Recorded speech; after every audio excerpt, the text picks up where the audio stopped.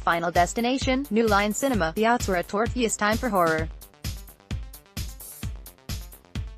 While there were outliers such as Danny Boyle's 28 Days Later, Edgar Wright's Shaun of the Dead, and all of those Japanese imports such as The Ring, most of the fare centered around the idea that the human body is a delicious thing to rip apart. That's why filmmakers such as Eli Roth were all the rage and franchises like Saw were unstoppable blockbusters. One series that often gets forgotten is Final Destination, New Line's underrated cash cow that started in 1999 with uber hunk Devon Sawa and came to a ghastly close with its fifth chapter in 2011. Not surprisingly, the franchise has yet to reach its titular namesake as the studio plans to resurrect the death-defying series amid the current horror renaissance. According to Variety, New Line has given the green light for a new sequel to be written by Saw scribes Patrick Melton and Marcus Dunstan.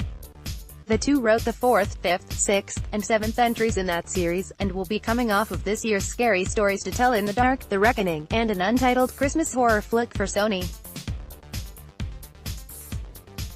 Given their history, the two will undoubtedly carry over their own torturous edge to the final franchise, which makes sense considering that the series punted any interest in character development ages ago in favor of a healthy mix of Maxim models and mayhem.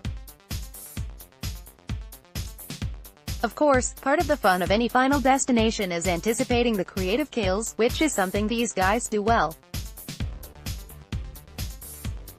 Ranking every horror movie sequel from worst to best. Having said that, let's just hope this isn't the beginning of a torture porn resurgence.